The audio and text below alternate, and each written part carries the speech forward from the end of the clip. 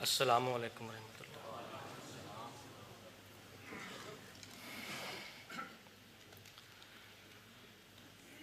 اشہد ان لا الہ الا اللہ وحدہ لا شریک لہ واشہد ان محمدا عبدہ ورسولہ اما بعد فاعوذ باللہ من الشیطان الرجیم بسم اللہ الرحمن الرحیم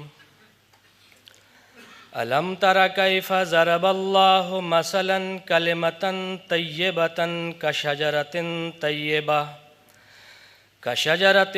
طیبۃ اصلها ثابت وفرعها فی السماء تؤتی اکلها کل حین باذن ربها۔ قابل احترام صدر جلسہ اور معزز سامعین، میری تقریر کا موضوع ہے سیرت صحابہ حضرت حمزہ رضی اللہ عنہ اور حضرت مرزا شریف احمد صاحب رضی اللہ عنہ۔ خاکسار نے سورہ ابراہیم کی جو آیت تلاوت کی ہے، اس میں غریب اسلام کو زندہ اسلام کے طور پر پیش کیا گیا ہے، اور اس کی مثال ایک پاک درخت کے ساتھ دی گئی ہے۔ اس کی شان یہ ہے کہ اس کی جڑیں زمین میں مضبوطی سے قائم ہیں اور اس کی شاخیں آسمان کی بلندی سے باتیں کر رہی ہیں، اور ہر موسم میں تازہ بتازہ پھلوں سے لدا رہتا ہے۔ شجر اسلام یا شجر محمدی ایک ہی چیز کے دو نام ہیں۔ اسلام کے دور اولیٰ کی ایک شان ہے تو اسلام کے دور ثانیہ کی بھی ایک شان ہے۔ ان دونوں شانوں کے بارے میں بانی اسلام حضرت محمد مصطفیٰ صلی اللہ علیہ وسلم نے کیا ہی لطیف، پر حکمت اور سبق آموز مثال بیان فرمائی ہے کہ مثل امتی کمثل المطر لا یدری اولہ خیر ام آخرہ۔ میری امت کی مثال بارش کی طرح ہے، نہیں معلوم کہ اس کا پہلا حصہ خیر ہے یا آخری حصہ۔ اگر ہم شجر محمدی کا ذکر کریں تو دور اول میں جہاں ہمیں صدیق اکبر، عمر، عثمان اور علی جیسے عظیم پھل نظر آتے ہیں، وہیں دور آخر میں بروز محمد یعنی امام مہدی اور مسیح موعود علیہ السلام نے بھی ان اصحاب کے مثیل کو پیدا کیا، جنہیں حضرت صلی اللہ علیہ وسلم نے ستاروں سے تشبیہ دیتے ہوئے فرمایا کہ اصحابی کالنجوم فبأیہم اقتدیتم اہتدیتم۔ میرے صحابہ ستاروں کی مانند ہیں، ان میں سے جس کی بھی اقتداء کرو گے ہدایت پاؤ گے۔ سامعین کرام، خاکسار کی معروضات انہی اولین و آخرین کے دو روشن ستاروں یعنی حضرت حمزہ اور حضرت مرزا شریف احمد صاحب کی پاکیزہ سیرت سے تعلق رکھتی ہیں۔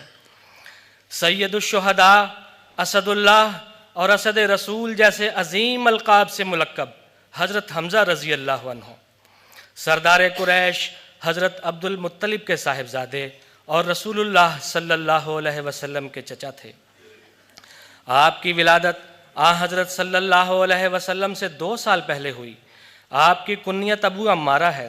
آپ بہت حسین و جمیل تھے، خوبصورت پیشانی، درمیانہ قد، چھریرا بدن، گول بازو اور کلائیاں چوڑی تھیں۔ شعر و شاعری سے شغف تھا، شمشیر زنی، تیر اندازی اور پہلوانی کا بچپن سے شوق تھا۔ سیر و سیاحت کرنا اور شکار کرنا من پسند مشغلہ تھا۔ آپ کی والدہ کا نام حالہ تھا اور یہ رسول اللہ صلی اللہ علیہ وسلم کی والدہ حضرت آمنہ کی چچا زاد بہن تھیں۔ آپ حضرت صلی اللہ علیہ وسلم کے اہل بیت اور رضائی بھائی بھی تھے۔ آپ نے سن 6 نبوی میں دار ارقم کے زمانے میں اسلام قبول کرنے کی توفیق پائی۔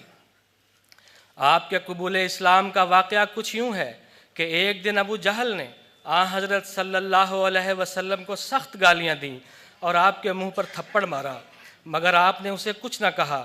حضرت حمزہ کی ایک لونڈی یہ سارا نظارہ دیکھ رہی تھی۔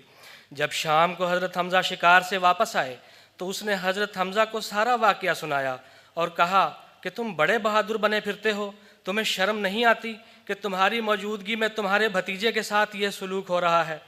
یہ سن کر حضرت حمزہ کی آنکھوں میں خون اتر آیا اور وہ غصے کی حالت میں کعبے کی طرف گئے، جہاں ابو جہل بیٹھا ہوا اس واقعہ کو بڑے مزے لے کر سنا رہا تھا۔ آپ نے جاتے ہی کمان بڑے زور کے ساتھ اس کے سر پر ماری اور کہا کہ یہاں تم اپنی بہادری کے دعوے کر رہے ہو، میں نے محمد کو اس طرح ذلیل کیا اور وہ کچھ نہ بول سکے، اب میں تجھے ذلیل کرتا ہوں، اگر تجھ میں ہمت ہے تو میرے سامنے بول اور میرا مقابلہ کر۔ تو نے محمد کو صرف اس لیے گالیاں دی ہیں کہ وہ کہتے ہیں کہ میں خدا کا رسول ہوں، کان کھول کر سن لے کہ میں بھی آج سے محمد کے دین پر ہوں۔ گھر لوٹنے پر آپ کو گمان گزرا کہ تم قریش کے سرداروں میں سے ہو، کیا تم اپنا دین بدل دو گے؟ پوری رات بے چینی اور اضطراب میں گزری۔ صبح ہوتے ہی حضرت صلی اللہ علیہ وسلم کی خدمت میں حاضر ہوئے اور اس پریشانی کا حل چاہا تو حضرت صلی اللہ علیہ وسلم نے آپ پر اسلام کی حقانیت اور صداقت واضح فرمائی تو آپ کا دل روشن ہو گیا اور عرض گزار ہوئے کہ میں گواہی دیتا ہوں کہ آپ سچے ہیں۔ اس کے بعد حضرت حمزہ حضور صلی اللہ علیہ وسلم کے دستے راست بن کر ایک مطیع و فرما بردار، وفا شعار اور جانحصار پیروکار بن گئے۔ آپ کے مسلمان ہونے کے بعد مکہ کے مسلمانوں کے ایمان کو بڑی تقویت ملی، لیکن وقت گزرنے کے ساتھ ساتھ آپ بھی ان شدائد و مصائب میں حصے دار ہو گئے جو حضور صلی اللہ علیہ وسلم اور باقی مسلمانوں پر گزر رہے تھے۔ شیب ابی طالب میں محصوری کے دوران آپ نے بھی تمام سختیاں اور تنگیاں برداشت کیں اور پوری وفاداری سے حضرت صلی اللہ علیہ وسلم کا ساتھ دیا۔ آپ نے بھی دیگر مہاجرین کی طرح مدینہ ہجرت فرمائی اور حضرت کلثوم بن ہدم کے مکان پر قیام کیا۔ رسول اللہ صلی اللہ علیہ وسلم نے حضرت حمزہ اور حضرت زید بن حارثہ رضی اللہ عنہما کے درمیان رشتہ اخوت قائم فرمایا۔ اسی بنا پر غزوہ احد پر جاتے ہوئے آپ نے حضرت زید کے حق میں وصیت فرمائی۔ مدینہ ہجرت کے بعد بھی کفار کی ریشہ دوانیاں ختم نہیں ہوئیں۔ قریش کی نقل و حرکت اور ریشہ دوانیوں سے باخبر رہنے کے لیے نبی کریم صلی اللہ علیہ وسلم کو مہمات کی ضرورت پیش آئی، جن میں حضرت حمزہ کو غیر معمولی خدمت کی توفیق ملی۔ رمضان المبارک 1 ہجری میں 30 سواروں کی قیادت کرتے ہوئے اسلامی لشکر کا سب سے پہلا علم آپ نے سنبھالا۔ اگرچہ لڑائی کی نوبت نہ آئی، لیکن تاریخ میں اسے سریہ حمزہ کے نام سے جانا جاتا ہے۔ اسی سال غزوہ عشیرہ بھی پیش آیا، اس میں بھی علم برداری کا شرف آپ کو عطا ہوا، لیکن اس دفعہ بھی کوئی جنگ واقع نہیں ہوئی۔ ہجرت کے بعد دیگر مسلمانوں کی طرح حضرت حمزہ کے مالی حالات بھی بہت خراب ہو گئے تھے۔ انہوں نے ان حالات کا ذکر حضرت صلی اللہ علیہ وسلم سے کیا تو آپ نے فرمایا کہ اے حمزہ، اپنی عزت نفس قائم اور زندہ رکھنا زیادہ پسند ہے یا اسے مار دینا؟ عرض کیا کہ میں تو اسے زندہ رکھنا ہی پسند کرتا ہوں۔ آپ نے فرمایا پھر اپنی عزت نفس کی حفاظت کرو۔ آپ نے حضرت حمزہ کو فرمایا کہ اس دعا کو لازم پکڑو کہ اللہم انی اسألک باسمک اللازم ورضوانک الاکبر، یعنی اے اللہ میں تجھ سے تیرے اسم اعظم اور رضوان اکبر کا واسطہ دے کر سوال کرتا ہوں، اور ہمیشہ پھر آپ نے اس کے پھل کھائے۔ حضرت حمزہ کئی غزوات میں حضرت صلی اللہ علیہ وسلم کے ساتھ شامل ہوئے۔ غزوہ بدر کے موقع پر آپ نے ایک ایسے شخص کو واصل جہنم کیا جس نے مسلمانوں کے پانی کے حوض کو خراب کرنے یا اس کے پاس مر جانے کا عہد کیا تھا۔ جنگ بدر کے موقع پر حضرت حمزہ نے خود پہنی ہوئی تھی۔ عتبہ بن ربیعہ نے کہا کہ کچھ بات کرو تاکہ ہم تمہیں پہچان لیں۔ حضرت حمزہ نے کہا کہ میں حمزہ ہوں جو اللہ اور اس کے رسول صلی اللہ علیہ وسلم کا شیر ہے۔ تو عتبہ نے کہا اچھا مقابل ہے۔ اس جنگ میں حضرت حمزہ نے عتبہ سمیت 30 سے زائد سرداران قریش کو قتل کیا۔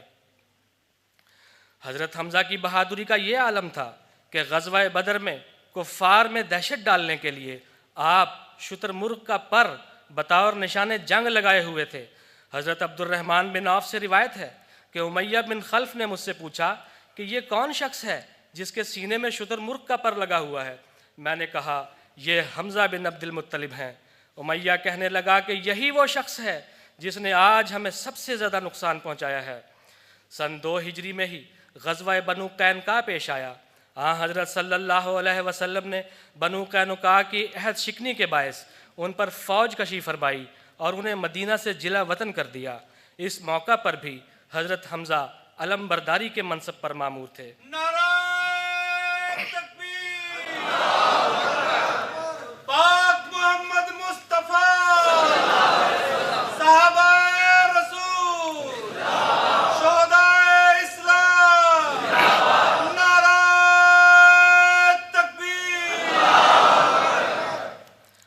غزوہ احد میں بھی حضرت حمزہ نے شجاعت کے کمالات دکھائے۔ جنگ بدر میں آپ نے چن چن کر اکثر صنادید قریش کو قتل کیا تھا۔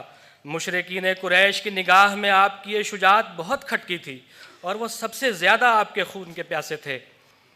اس روز آپ رسول اللہ صلی اللہ علیہ وسلم کے آگے 2 تلواروں سے جنگ کرتے ہوئے کہہ رہے تھے کہ میں اسد اللہ ہوں۔ یہ کہتے ہوئے کبھی آگے جاتے اور کبھی پیچھے ہٹتے۔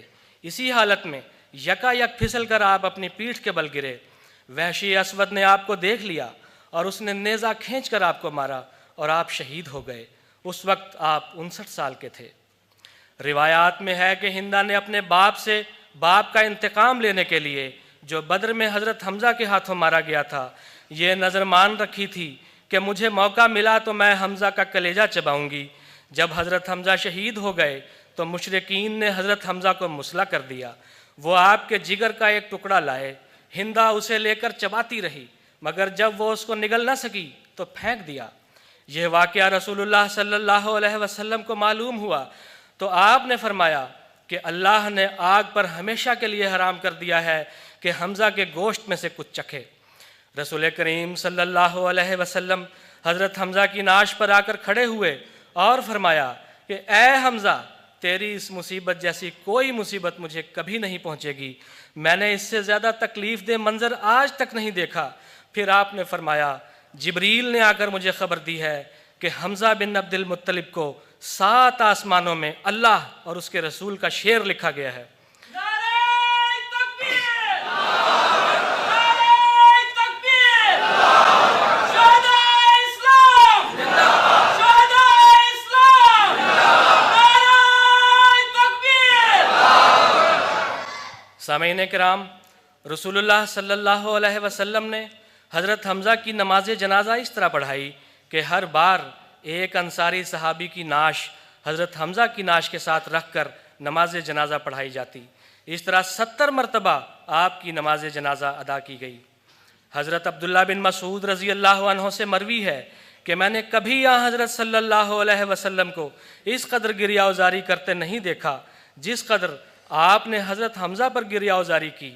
آپ نے حضرت حمزہ کو ان الفاظ میں خراج تحسین پیش کیا کہ اے حمزہ، رسول اللہ صلی اللہ علیہ وسلم کے چچا، اے اللہ کے شیر اور رسول اللہ صلی اللہ علیہ وسلم کے شیر، اے حمزہ، اے تمام تر خیرات اور حسنات پر عمل کرنے والے، اے حمزہ، مصائب و مشکلات کے دور کرنے والے، اے حمزہ، ذات رسول صلی اللہ علیہ وسلم کا دفاع اور تحفظ کرنے والے۔ حضرت عبداللہ بن عباس رضی اللہ عنہ سے مروی ہے کہ حضرت حمزہ حالت جنابت میں قتل کیے گئے تھے تو رسول اللہ صلی اللہ علیہ وسلم نے فرمایا کہ ان کو ملائکہ نے غسل دیا ہے۔ ایک روایت میں ہے کہ آپ صلی اللہ علیہ وسلم نے حضرت حمزہ کو اس طرح ظلم و ستم کا نشانہ بنانے والوں کے لیے اپنا عزم یوں ظاہر فرمایا کہ بخدا اگر اللہ تعالیٰ نے مجھے اس قوم کفار پر فتح عطا فرمائی تو میں ان کے 70 آدمیوں کا مسلح کروں گا۔ اس پر اللہ تعالیٰ نے الہاماً آپ کو اس اقدام سے روکا اور صبر کرنے کا حکم دیا۔ اس پر آپ نے فرمایا کہ ہم صبر کریں گے اور مسلح کا بدلہ نہیں لیں گے اور اپنی قسم کا کفارہ ادا فرمایا۔ سامعین کرام، رسول اللہ صلی اللہ علیہ وسلم کے چچا اور مسلمانوں کے اس بہادر سردار کی تدفین جس بے کسی اور قسم پرسی کے عالم میں ہوئی، صحابہ بڑے دکھ کے ساتھ اس کا تذکرہ کیا کرتے تھے۔ بعد میں فراخی کے دور میں حضرت خباب و تنگی کا زمانہ یاد کر کے کہا کرتے تھے کہ حضرت حمزہ کا کفن ایک چادر تھی، وہ بھی پوری نہ ہوتی تھی، چنانچہ سر کو ڈھانک کر پاؤں پر گھاس ڈال دی گئی۔ حضرت حمزہ کے بے شمار فضائل و خصائص اور امتیازات بھی ہیں جن کا مختصر تذکرہ اس جگہ خالی از فائدہ نہ ہوگا۔ حضرت حمزہ رشتہ داروں کے ساتھ حسن سلوک کرنے والے، تمام نیک کاموں میں ہمیشہ پیش رہتے تھے۔ چنانچہ شہادت کے بعد حضرت صلی اللہ علیہ وسلم نے حضرت حمزہ کی لاش کو مخاطب ہو کر فرمایا کہ اللہ کی رحمتیں آپ پر ہوں، آپ ایسے تھے کہ معلوم نہیں کہ ایسا صلہ رحمی کرنے والا اور نیکیاں بجا لانے والا کوئی اور ہو۔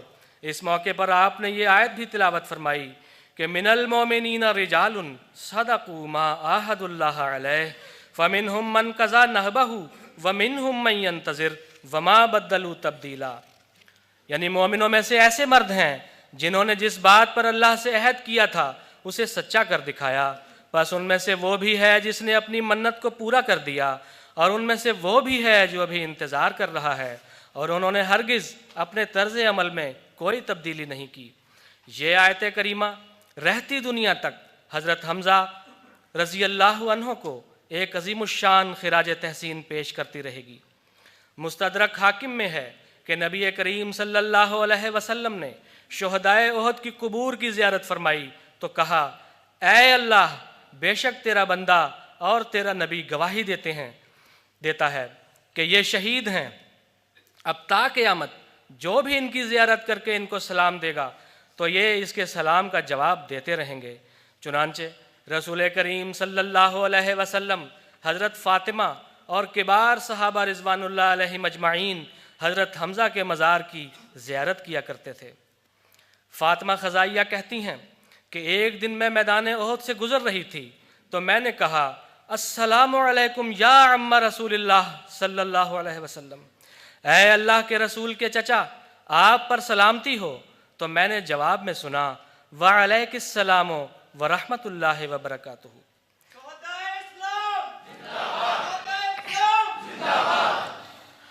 حضور صلی اللہ علیہ وسلم کو حضرت حمزہ اتنے محبوب تھے کہ آپ صحابہ کرام کو اپنی اولاد کو اسی نام سے موسوم کرنے کی ترغیب دیتے تھے۔ آپ فرمایا کرتے تھے کہ میرے چچاؤں میں سب سے بہتر حضرت حمزہ ہیں۔ حضور صلی اللہ علیہ وسلم نے آپ کے متعلق فرمایا کہ قیامت کے دن اللہ تعالیٰ کے نزدیک تمام شہداء کے سردار حضرت حمزہ بن عبد المطلب ہیں۔ حضرت عبداللہ بن عباس سے روایت ہے کہ حضرت صلی اللہ علیہ وسلم نے فرمایا کہ میں گزشتہ رات جنت میں داخل ہوا اور دیکھا کہ جعفر بن ابی طالب ملائکہ کے ساتھ محو پرواز ہیں اور حمزہ تخت پر تکیہ لگائے تشریف فرما ہیں۔ سامعین کرام، یہ وہ لوگ تھے جن سے اللہ تعالیٰ راضی ہوا اور وہ اللہ سے راضی ہوئے۔ اللہ نے ان کو جنتوں کی خوشخبریاں دی ہیں۔ اللہ ان کے ساتھ مغفرت کا سلوک فرمائے اور درجات بلند سے بلند تر کرتا چلا جائے۔ معزز سامعین، خاکسار کی تقریر کا دوسرا حصہ شجر محمدی کے اس عظیم الشان پھل سے تعلق رکھتا ہے جس نے امت محمدیہ کے آخری حصے میں پیدا ہونا تھا، یعنی حضرت مرزا شریف احمد صاحب رضی اللہ عنہ۔ آپ حضرت مسیح موعود علیہ السلام کی مبشر اولاد اور ان 5 تن میں سے تھے جنہیں حضور علیہ السلام نے اپنے خاندان کی بنیاد قرار دیا ہے۔ آپ کی پیدائش سے قبل حضور علیہ السلام کو یہ بشارت دی گئی تھی کہ آپ کو ایک فرزند عطا کیا جائے گا۔ اس پیش خبری کے مطابق 24 مئی 1895 کو آپ کی ولادت ہوئی۔ اس موقع پر حضور علیہ السلام نے عالم کشف میں یہ 2 نظارے دیکھے۔ فرمایا، جب یہ پیدا ہوا تھا تو اس وقت عالم کشف میں آسمان پر ایک ستارہ دیکھا جس پر لکھا تھا معمر اللہ۔ پھر فرمایا، اس وقت عالم کشف میں میں نے دیکھا کہ آسمان پر سے 1 روپیہ اترا اور میرے ہاتھ پر رکھا گیا، اس پر لکھا تھا معمر اللہ۔ خدا تعالیٰ نے آپ کے متعلق کئی بشارات بھی دیں، مثلا فرمایا، عمرہ اللہ علی خلاف التوقع، اس کو یعنی شریف احمد کو خدا تعالیٰ امید سے بڑھ کر عمر دے گا۔ چنانچہ آپ کی زندگی میں کئی خطرناک مراحل آئے مگر اللہ تعالیٰ نے آپ کی حفاظت فرمائی۔ مثلا طاعون جب زوروں پر تھی تو آپ کو شدید بخار ہو گیا اور بے ہوشی شروع ہو گئی اور بظاہر مایوس کن علامات ظاہر ہونے شروع ہو گئیں۔ حضور علیہ السلام فرماتے ہیں کہ مجھے خیال آیا کہ اگرچہ انسان کو موت سے گریز نہیں، مگر اگر لڑکا ان دنوں میں فوت ہو گیا تو دشمن اس تب کو طاعون ٹھہرائیں گے اور خدا تعالیٰ کی اس پاک وحی کی تکذیب کریں گے جو اس نے فرمایا ہے، انی احافظ کل من فی الدار، یعنی میں ہر ایک کو جو تیرے گھر کی 4 دیوار کے اندر ہے طاعون سے بچاؤں گا۔ چنانچہ حضور دعا کے لیے کھڑے ہوئے تو معاً وہ حالت میسر آ گئی جو استجابت دعا کی کھلی کھلی نشانی ہے۔ حضور کو کشفاً دکھایا گیا کہ آپ بالکل تندرست ہیں۔ جب کشفی حالت ختم ہوئی تو دیکھا کہ آپ 4 پائی پر بیٹھے ہیں اور پانی مانگتے ہیں۔ نماز ختم کر کے حضور نے بدن پر ہاتھ لگا کے دیکھا تو تب کا نام و نشان نہیں تھا۔ ایک اور الہام تھا، فرمایا، چند سال ہوئے ایک دفعہ عالم کشف میں اسی لڑکے شریف احمد کے متعلق کہا تھا کہ اب تو ہماری جگہ بیٹھ اور ہم چلتے ہیں۔ اس کشف میں اشارہ تھا کہ آپ کی زندگی حضور علیہ السلام کے جاری فرمودہ کاموں کے سر انجام دینے میں گزرے گی، چنانچہ آپ کی عمر کا اکثر حصہ ناظر تعلیم و تربیت اور ناظر اصلاح و ارشاد کے طور پر کام کرتے ہوئے بسر ہوا۔ پس حضور علیہ السلام کا یہ کشف ابتداءً آپ ہی کے ذریعے بآحسن پورا ہوا، اور بعض باتیں آپ کی نسل کے ذریعے پوری ہو رہی ہیں، کیونکہ حضرت اقدس علیہ السلام کی قائم مقامی اور جانشینی کرنے والے اصل وجود تو آپ کے خلفاء ہی ہیں۔ پھر حضور علیہ السلام فرماتے ہیں، شریف احمد کو خواب میں دیکھا کہ اس نے پگڑی باندھی ہوئی ہے اور دو آدمی پاس کھڑے ہیں۔ ایک نے شریف احمد کی طرف اشارہ کر کے کہا وہ بادشاہ آیا، دوسرے نے کہا کہ ابھی تو اس نے قاضی بننا ہے۔ فرمایا قاضی حکم کو بھی کہتے ہیں، قاضی وہ ہے جو تائید حق کرے اور باطل کو رد کرے۔ حضرت مولانا غلام رسول صاحب راجے کی رضی اللہ عنہ فرماتے ہیں، ایک دفعہ ہم مسجد مبارک قادیان میں حضرت مسیح موعود علیہ السلام کے ساتھ بیٹھے تھے کہ سامنے سے حضرت مرزا شریف احمد صاحب کو آتے دیکھا جو ان دنوں بچے تھے۔ تو حضرت مسیح موعود علیہ السلام نے فرمایا کہ وہ دیکھو بادشاہ آ رہا ہے۔ ہم نے عرض کی کہ وہ تو مرزا شریف احمد ہیں۔ حضرت مسیح موعود علیہ السلام نے فرمایا کہ یہ بادشاہ ہوگا، اگر یہ نہ ہوا تو اس کا بیٹا ہوگا، اور وہ نہ ہوا تو اس کا پوتا ضرور بادشاہ ہوگا۔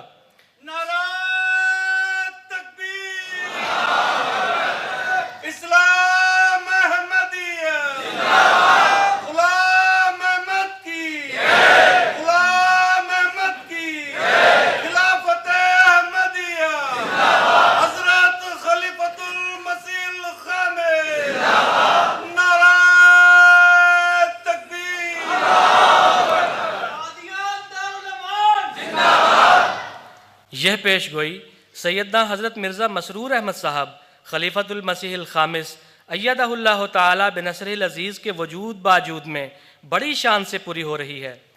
سامعین کرام، نظام سلسلہ کے ماتحت آپ ایک دفعہ قاضی بھی مقرر ہوئے۔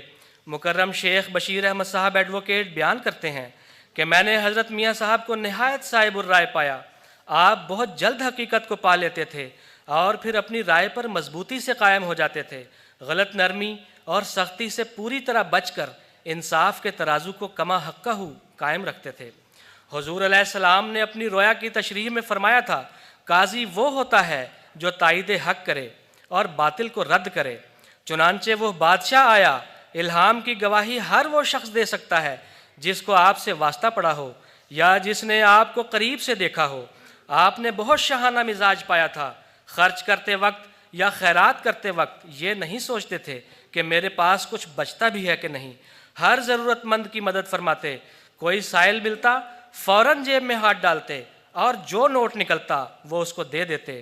سائل حیران ہو کر دیکھتا رہ جاتا اور آپ آگے تشریف لے جاتے۔ آپ نے 7 سال کی عمر میں قرآن مجید پڑھ لیا۔ حضرت مسیح موعود علیہ السلام اپنے ایک منظوم کلام میں فرماتے ہیں، شریف احمد کو بھی یہ پھل کھلایا کہ اس کو تو نے خود فرقاں سکھایا، یہ چھوٹی عمر پر جب آزمایا، کلام حق کو ہے فرفر سنایا، برس میں 7ویں جب پیر آیا تو سر پر تاج قرآن کا سجایا۔ ابتدائی تعلیم مدرسہ احمدیہ قادیان سے حاصل کی، جامعہ الازہر مصر میں 6 ماہ تک عربی میں تعلیم حاصل کی۔ حضرت خلیفۃ المسیح الاول سے دینی علوم کے علاوہ بخاری شریف پڑھی، حضور کے درسوں میں شامل ہو کر بھی فیض حاصل کیا۔ حضور کی خاص توجہ آپ کو حاصل تھی۔ حضرت منشی نور محمد صاحب بیان کرتے ہیں کہ ہم 17-18 آدمی حضور کی مجلس میں بیٹھے تھے کہ آپ پر خاص حالت طاری ہوئی۔ حضور نے فرمایا، دیکھو تمام لوگ مسجد میں موجود ہیں۔ عرض کیا گیا کہ میاں شریف احمد صاحب ابھی باہر گئے ہیں۔ ارشاد ہوا کہ انہیں فوراً بلا لیں۔ جب آپ واپس تشریف لائے تو حضور نے ہاتھ اٹھائے اور بہت تضرع سے لمبی دعا کی۔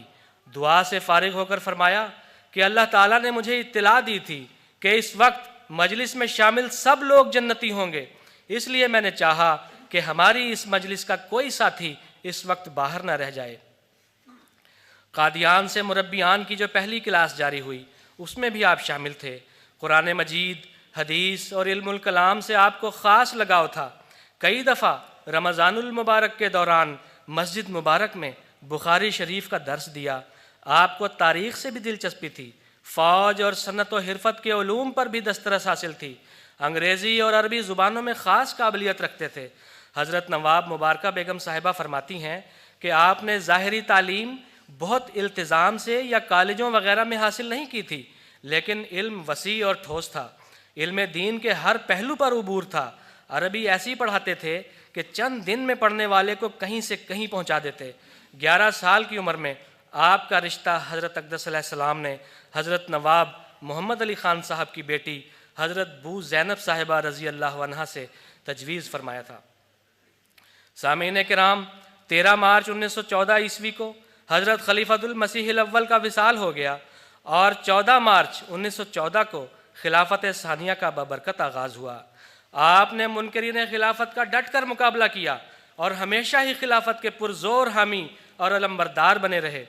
اکتوبر 1934 میں احراری شورش زوروں پر تھی اور انگریزی حکومت کے بعض اعلیٰ حکام بھی جماعت احمدیہ کی شدید مخالفت پر تلے ہوئے تھے۔ اس فتنے کے سد باب کے لیے حضرت مسلم موعود رضی اللہ عنہ نے ایک شعبہ خاص قائم کیا اور اس کا ناظم حضرت مرزا شریف احمد صاحب کو ہی نامزد فرمایا۔ جولائی 1956 میں انکار خلافت کا فتنہ اٹھا، جس پر آپ نے الفضل میں ایک پرزور مضمون کے ذریعے احباب کو توجہ دلائی کہ وہ اس فتنے کو چھوٹا نہ سمجھیں بلکہ بہت بڑا فتنہ سمجھیں اور دعا کریں کہ خدا تعالی ہمیں اور ہماری اولاد کو اس سے کلیتاً محفوظ رکھے۔ حضرت مرزا بشیر احمد صاحب رضی اللہ عنہ فرماتے ہیں کہ آپ کو حضرت مسیح موعود علیہ السلام کے ساتھ بعض لحاظ سے خاص مشابہت تھی۔ حضرت مسیح موعود علیہ السلام کی طرح ان کے مزاج میں بھی ایک لطیف قسم کا توازن پایا جاتا تھا۔ عفو و شفقت کے موقع پر وہ پانی کی طرح نرم ہوتے تھے جو ہر چیز کو رستہ دیتا چلا جاتا ہے، مگر سزا اور عقوبت کے جائز مواقع میں وہ ایک چٹان کی طرح مستحکم تھے اور طبیعت میں نہایت سادگی اور غریب نوازی تھی۔ کیا عجب کہ ان کی اسی جسمانی اور اخلاقی مشابہت کی طرف حضرت مسیح موعود علیہ السلام کے اس الہام میں اشارہ ہو کہ اب تو ہماری جگہ بیٹھ اور ہم چلتے ہیں۔ حضرت نواب مبارکہ بیگم صاحبہ فرماتی ہیں کہ میری اور آپ کی عمر میں بہت کم فرق تھا، ہر وقت کا ساتھ، اکٹھے کھیلنا کودنا، بچپن میں بہت شوق و شنگ بھی تھے مگر کبھی نہیں لڑے، مجھے کبھی انہوں نے نہیں ستایا بلکہ ہمیشہ میرا ہی کہنا مان لیتے، آپ کی رائے صائب ہوتی، مشورہ ہمیشہ دیانتدارانہ ہوتا۔ علم تعبیر اللہ تعالیٰ نے ان کو خاص ودیعت فرمایا تھا۔ علمی پہلو کے علاوہ ایک نہایت شریف، اسم با مسمہ، نہایت صاف دل، غریب طبیعت، دل کے بادشاہ، عالی حوصلہ، صابر اور متحمل مزاج وجود تھے۔ اس لیے نہیں کہ وہ میرے بھائی تھے بلکہ اس کو الگ رکھ کر کوئی بطور سچی شہادت کے مجھ سے ان کی بابت سوال کرے تو میں یہی کہوں گی اور وثوق سے کہوں گی کہ وہ ایک ہیرا تھا نایاب، وہ سراپا شرافت تھا، ایک چاند تھا جو چھپا رہا اکثر۔ حضرت نیک محمد خان صاحب بیان کرتے ہیں کہ آپ کو قرآن کریم اور احادیث مبارکہ سے عشق تھا، دوسروں سے بھی پڑھواتے، تربیت کے لیے بچوں سے کثرت سے قرآن مجید سنتے تھے، عموماً پیار محبت سے اور دعا سے ہی نصیحت فرماتے، کسی بات پر زور دینا ہو تو بار بار فرماتے لیکن غصے میں نہ آتے۔ آپ اسیر راہ مولا بھی رہے۔ 1953 میں آپ نے 2 ماہ کی سخت قید کاٹی، اس دوران بھی آپ حشاش بشاش اور مطمئن نظر آئے اور ساتھی قیدیوں کو دلچسپ واقعات اور ایمان افروز باتیں سنا کر ان کا حوصلہ بلند کرتے رہے، گویا جیل میں بھی ہر روز مجلس عرفان سجتی تھی۔ آپ کچھ عرصہ فوج میں بھی رہے اور احمدیہ ٹیریٹوریل فورس کا انتظام بھی آپ کے سپرد رہا۔ حضرت مولانا ابوالعطا صاحب فرماتے ہیں کہ جب کوئی نئی دکان کھلتی تو جا کر زیادہ سے زیادہ چیزیں خریدتے تاکہ ان کی حوصلہ افزائی ہو، اور اگر کبھی کوئی آندھی یا طوفان آتا تو گھر سے نکلتے کہ کسی گھر کا نقصان ہو گیا ہو تو اسے پورا کر دوں۔ آپ کی ہمدردی اور سلسلے کے لیے غیرت ایک نمونہ تھی۔ اپنے ماتحتوں کی تکلیف کا بہت احساس ہوتا تھا اور تب تک چین نہیں آتا تھا جب تک اس تکلیف کا ازالہ نہ کر لیں۔ مردانہ شجاعت آپ کی طبیعت کا نمایاں وصف تھا۔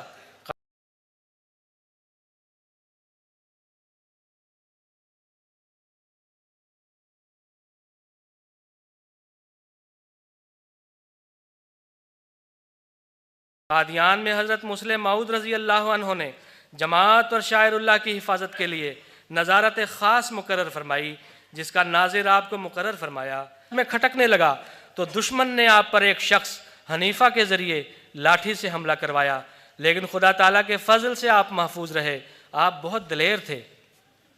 حضرت صاحبزادہ مرزا منصور احمد صاحب فرماتے ہیں کہ لاہور میں جماعت کے خلاف جلوس وغیرہ دیکھنے کے لیے کئی دفعہ آپ اکیلے ہی گھر سے نکل جاتے تھے، ہم پریشان ہو جاتے، لیکن آپ بڑے آرام اور تسلی سے واپس آ رہے ہوتے تھے کہ میں ذرا حالات دیکھنے گیا تھا۔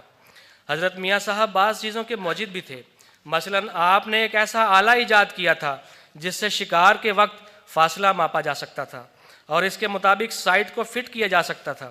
اسی طرح آپ نے ایک چھوٹا سا پمپ بھی ایجاد کیا تھا جسے سائیکل کے ساتھ ایڈجسٹ کر دیا جاتا اور اگر سائیکل پنکچر ہو جائے تو اتر کر ہوا بھرنے کی ضرورت نہ تھی اور خود بخود سائیکل میں ہوا بھر جاتی تھی۔ اسی طرح آپ نے کشتی کو سائیکل کی طرح چلانے کے لیے پیڈل سسٹم بھی ایجاد فرمایا تھا۔ قادیان میں سوئمنگ پول آپ ہی کی توجہ اور محنت کا نتیجہ تھا۔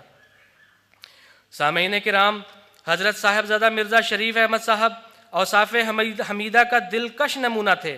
آپ کا حلیہ اور آواز سیدنا حضرت مسیح موعود علیہ السلام کے حلیہ مبارک اور آواز سے بہت ملتی تھی اور انداز گفتگو بہت سادہ اور دلکش تھا۔ قرآن شریف اور احادیث نبویہ سے آپ کو از حد محبت،